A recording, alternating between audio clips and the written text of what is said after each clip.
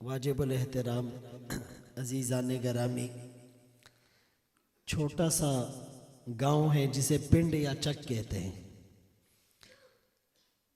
مسجد بھی چھوٹی سی ہے، مجمع بھی تھوڑا ہے، لیکن اگر اخلاص اور للہیت ہو اور مقصد اللہ کی رضا ہو تو یہ پروگرام ہماری نجات کا ذریعہ بن جائے گا. بہت بڑا پروگرام ہو، اسٹیڈیم کھچا کچ بھرا ہوا ہو، لاکھوں لوگ ہوں، اور بڑی لائٹنگ، بڑا پروٹوکول، بڑی میڈیا کوریج، بڑی بزنس کمیونٹی، بڑے ہائی پروفائل لوگ ہوں، بڑی واہ واہ ہو، لیکن مقصد دکھلاوا ہو، شہرت ہو تو وہ پکڑ کا باعث ہے. سب سے پہلے اپنی نیتوں کو ٹٹولنا ہے. انما الاعمال بالنیات، اعمال کا دار و مدار نیت پر ہے. حافظ حنیف صاحب جس محبت اور خلوص کے ساتھ پروگرام رکھتے ہیں، علماء سے ٹائم لیتے ہیں، ان کی خدمت کرتے ہیں، ان کا اکرام کرتے ہیں، ان کی منت سماجت کرتے ہیں، پھر علماء دور دراز سے سفر کر کے آتے ہیں. وہ کہا نا کہ اللہ کے راستے میں ایک قدم پر ایک نیکی ملتی ہے، ایک گناہ معاف ہوتا ہے اور درجات بلند ہوتے ہیں. تو یہ ہم جو کراچی سے جہاز میں آئے اور پھر وہاں سے گاڑی میں آئے، یہ اگر قدم گنو تو اربوں خربوں قدم ہو گئے. یہ صرف دین کی فکر ہے. اخلاص اور للہیت، اخلاص اور للہیت. جو میں نے آیت پڑھی، اللہ فرماتے ہیں کیا علم والے اور بے علم برابر ہو سکتے ہیں؟ یہ حل استفہام انکاری ہے، کبھی بھی برابر نہیں ہو سکتے. وما یستوی الاعمی والبصیر، بینا اور نابینا برابر نہیں ہو سکتے. ولا الظلمات ولا النور، اندھیرا اور اجالا برابر نہیں ہو سکتے. ولا الظل ولا الحرور، دھوپ اور چھاؤں برابر نہیں ہو سکتے. وما یستوی الاحیاء ولا الاموات، زندہ اور مردہ برابر نہیں ہو سکتے. اسی طرح علم والے اور بے علم بھی برابر نہیں ہو سکتے. علم والوں کو اللہ نے بڑا مرتبہ دیا. یرفع اللہ الذین آمنوا منکم والذین اوتوا العلم درجات، جو تم میں ایمان لے آئے اور جن کو علم دیا جائے، اللہ ان کے درجات کو بلند فرماتے ہیں. سمندر میں مچھلیاں، ہواؤں میں پرندے، فرشتے اور تمام مخلوقات اس کے لیے مغفرت کی دعا کرتی ہیں. من خرج فی طلب العلم فہو فی سبیل اللہ حتی یرجع، جو اپنے گھر سے اللہ کے راستے میں نکلتا ہے، علم حاصل کرنے کے لیے نکلتا ہے، وہ اللہ کے راستے میں شمار ہوگا جب تک گھر کو واپس نہ لوٹے. آپ مدرسے جاتے ہیں وہ بھی فضیلت ہے، آپ تبلیغ میں جاتے ہیں وہ بھی فضیلت ہے، آپ خانقاہ میں جاتے ہیں وہ بھی فضیلت ہے، اور آپ آج یہاں پر بیان سننے کے لیے، علم حاصل کرنے کے لیے آئے ہیں. آپ بھی اس حدیث کے مصداق ہیں. جب تک ہم بیٹھے رہیں گے اللہ کے راستے میں کاؤنٹ ہوتا رہے گا. جب تک واپس نہیں جائیں گے ہمیں اجر ملتا رہے گا. رسول اللہ صلی اللہ علیہ وسلم نے فرمایا، ایک ہوتا ہے مردوں کی طرح سننا، ایک ہوتا ہے عورتوں کی طرح سننا. عورتیں غور سے سنتی ہیں لیکن عورتیں جواب نہیں دیتی، رسپانس نہیں دیتی. عورت کی آواز بھی پردہ ہے، عورت کی آواز بھی پردہ ہے، لیکن مردوں کی آواز پہ پابندی نہیں ہے. اسی لیے جب آقا کا نام لیا جائے تو صلی اللہ علیہ وسلم من صلی علیہ واحدہ، جو مجھ پر ایک بار درود بھیجے گا اللہ اس پر 10 رحمتیں نازل فرمائیں گے۔ البخیل من ذکرت عندہ فلم یصلی علیہ، وہ بخیل ہے جس پر آقا کا نام لیا جائے اور وہ درود نہ پڑھے۔ انور شاہ کشمیری رحمت اللہ علیہ پوری زندگی آقا کا نام بغیر وضو کے نہیں لیا، پوری زندگی آقا کا نام بغیر وضو کے نہیں لیا۔ وہ سلیمان جزولی رحمت اللہ علیہ کا واقعہ مشہور ہے، سفر میں ہے، پیاس لگ گئی، کنواں نظر آیا، قریب چلے گئے، کنویں میں دیکھا پانی تو ہے، نکالنے کے لیے ڈول نہیں ہے، پریشان ہے۔ ایک چھوٹی بچی آئی، کہا بابا جی کیوں پریشان ہو؟ کہا پانی پینا ہے، نکالنے کے لیے برتن نہیں۔ اس نے کہا آپ کا نام کیا ہے؟ کہنے لگے سلیمان جزولی۔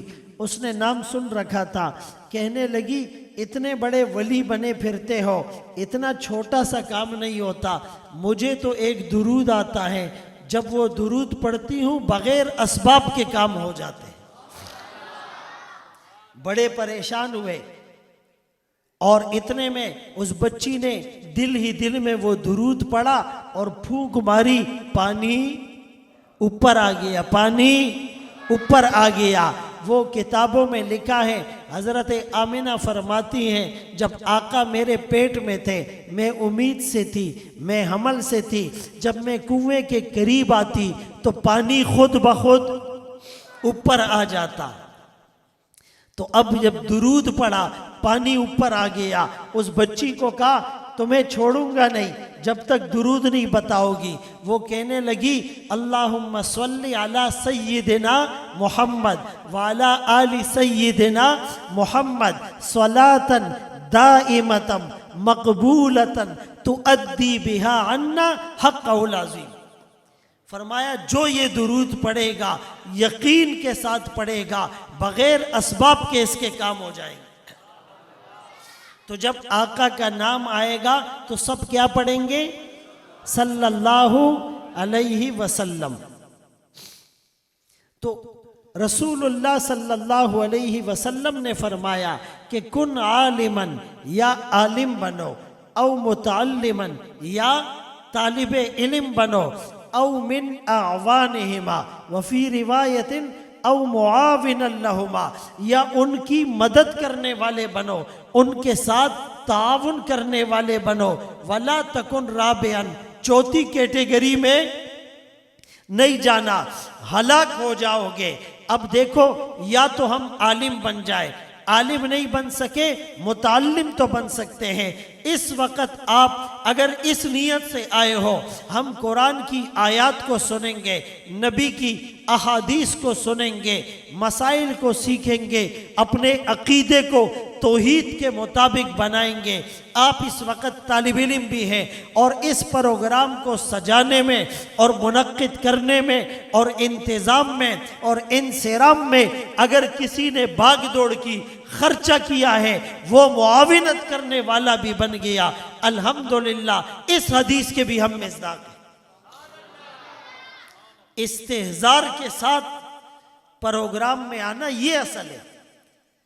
بھائی 40 50 60 سال کے لوگ بیٹھے ہوئے، بیانات کرتے کرتے مولوی تھک گئے، اور بیانات سنتے سنتے عوام سن ہو گئی۔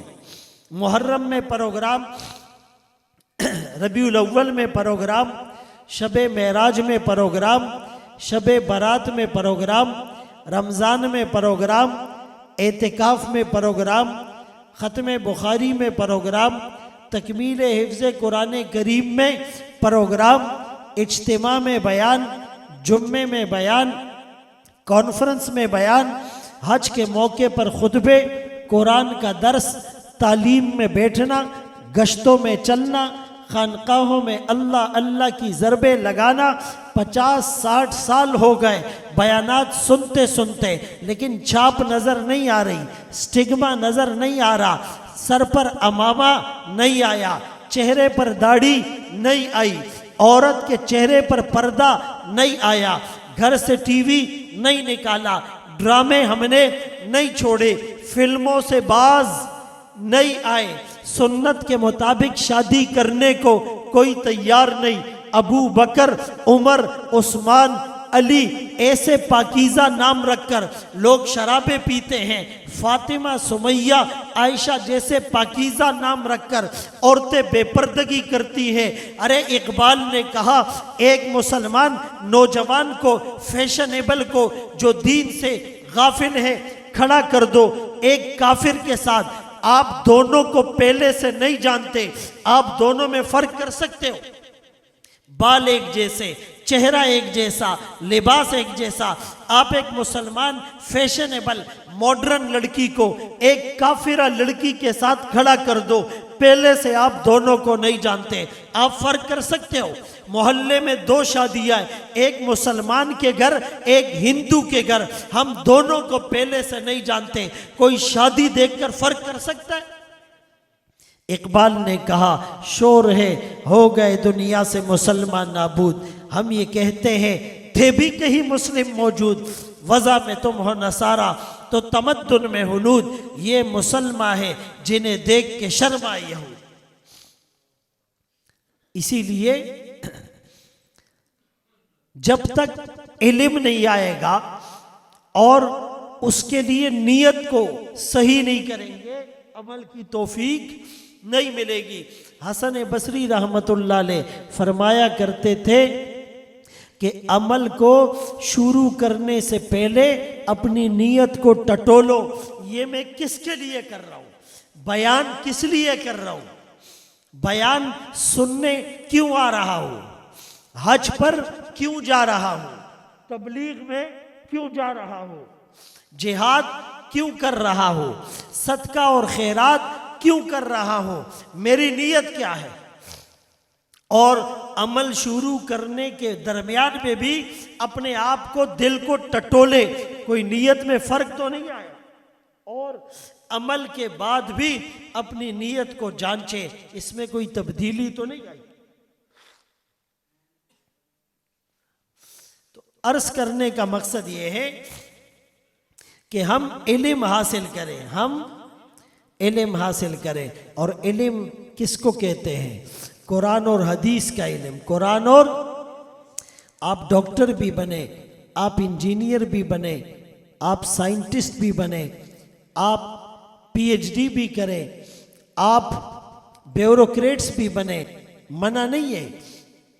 اکبر الہ آبادی نے کہا تم شوق سے کالج میں پڑھو، پارک میں کھیلو، جائز ہے ہواؤں میں اڑو، چرخ پہ جھولو، پر ایک سخن بندہ عاجز کا رہے یاد، اللہ کو اور اپنی حقیقت کو نہ بھولو۔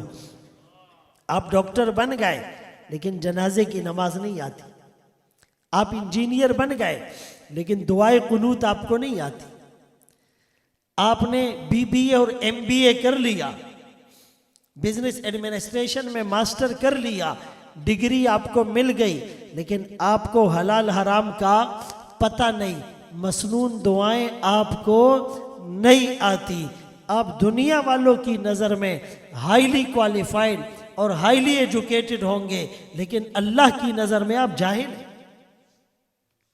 تو هل يستوي الذين يعلمون والذين لا يعلمون، ایک مطلب کہ علم والے اور بے علم کبھی بھی برابر، اس کا ایک مطلب علم والوں کو اللہ فضیلت، مرتبہ، مقام، درجہ دیں گے، غیر علم والوں کے پاس وہ درجہ، اور دوسرا مطلب علم والے اور بے علم برابر نہیں ہو سکتے۔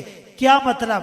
کہ علم والا بھی گناہ کرے اور جاہل بھی گناہ کرے، دونوں کی سزا برابر نہیں ہوگی، جان بوجھ کر جو گناہ کرے گا اس کی پکڑ بھی زیادہ ہوگی۔ حدیث پاک میں نہیں آتا قیامت کے قریب میدان محشر میں جب قائم ہوگی تو ایک عالم کو بلایا جائے گا اور پوچھا جائے گا ہم نے تمہیں علم دیا، تم نے کیا کیا؟ وہ کہے گا میں نے کتابیں پڑھی، بیانات کیے، لوگوں کی اصلاح کی۔ فرمایا جائے گا جھوٹ بولتا ہے، اس لیے کیا کہ لوگ تجھے بڑا علامہ کہیں۔ اور اوندے منہ جہنم میں ڈال دیا جائے گا۔ ایک شہید کو بلایا جائے گا، تمہیں میں نے جان دی، صحت دی، طاقت دی، تم نے کیا کیا؟ کہے گا میں راہ خدا میں لڑتا رہا، جہاد کرتا رہا، اور یہاں تک کہ جان آفری کے حوالے کر دی۔ فرمایا جائے گا جھوٹ بولتا ہے، اس لیے کیا کہ لوگ تجھے بہادر کہے، اوندے منہ جہنم میں ڈال دیا جائے گا۔ سخی کو بلایا جائے گا، تمہیں مال دیا، تم نے کیا کیا؟ وہ کہے گا مسجد بنائی، مدرسہ بنایا، راشن دیا، ہاسپٹل بنایا، بے گھروں کو گھر دیا، بے روزگاروں کو روزگار دیا، بچیوں کی شادیاں کرائی۔ کہا جائے گا جھوٹ بولتا ہے، اس لیے کیا کہ لوگ تجھے سخی اور راجی کہے، اس کو بھی اوندے منہ جہنم میں ڈال دیا جائے گا۔ جب اتنے بڑے لوگوں کا یہ حشر ہوگا تو میرا اور آپ کا کیا بنے گا؟ اسی لیے اپنی نیتوں کو ٹٹولنا ہے، نیتوں کو ٹٹولنا ہے۔ اللہ اکبر کبیرہ۔ میرے محترم دوستوں، بھائیوں، بزرگوں، قرآن کریم کتاب انقلاب ہے، کتاب ان ھذا القرآن یہدی للتی ہی اقوم۔ توجہ ادھر ہو، بے شک یہ قرآن ہدایت دیتا ہے ان کو جو سیدھے ہو۔ بے شک یہ قرآن، ادھر دیکھو، ہدایت دیتا ہے ان کو جو سیدھے ہو۔ اقوم، قائم، قوم، قیم، مستقیم، سب کا معنی ایک ہے۔ قوم کو قوم اسی لیے کہتے ان میں ڈسپلن ہوتا ہے، نظم و ضبط ہوتا ہے۔ جس میں ڈسپلن نہ ہو وہ ہجوم ہوتا ہے، وہ کراؤڈ ہوتا ہے، اس کو قوم نہیں کہا جاتا۔ تو گویا یوں بھی کہہ سکتے ہو کہ قرآن ٹیڑے لوگوں کو سیدھی کرنے والی کتاب، کار مذلت میں پڑے ہوئے کو اوج ثریا تک لے جانے والی کتاب، جہالت کے اندھیروں میں ڈوبے ہوئے لوگوں کو روشنی کے اسٹیج تک لانے والی کتاب، ایک دوسرے کے دشمنوں کو باہم شیر و شکر بنانے والی کتاب ہے۔ صحابہ نے قرآن کو اپنا امام بنایا، قرآن نے صحابہ کو زمانے کا امام بنا دیا۔ خود نہ تھے جو راہ پر اوروں کے ہادی بن گئے، کیا نظر تھی جس نے مردوں کو مسیحا کر دیا۔ وہ لوگ جن کے ہاتھوں میں اونٹوں کی لگامیں تھیں، ان کے ہاتھ میں قوموں کی لگامیں آ گئی۔ کسی نے کیا خوب کہا، قرآن کو اپنی زندگی میں لاؤ، قرآن تمہاری زندگی بنا دے۔ قرآن کو اپنی زندگی میں لاؤ، قرآن تمہاری زندگی بنا دے گا۔ آج ہم سب کے پاس موبائل ہے اور اس میں واٹس ایپ بھی ہوتا ہے۔ واٹس ایپ کے اوپر لکھا ہوتا ہے لاسٹ سین، کہ آخری بار ہم نے سٹیٹس کب چیک کیا۔ آپ کسی کا بھی دیکھ لو، 5 منٹس اگو، 10 منٹس اگو، 5 منٹ پہلے حضرت صاحب آن لائن تھے۔ لیکن قرآن کا لاسٹ سین دیکھو تو لاسٹ رمضان نظر آئے گا۔ رمضان میں جو قرآن اٹھایا تھا اس کے بعد قرآن کو ہاتھ نہیں لگایا۔ ہم کہتے ہیں نا قرآن عظیم ترین کتاب ہے، لیکن اس کو ہم نے مظلوم ترین کتاب بنا دیا۔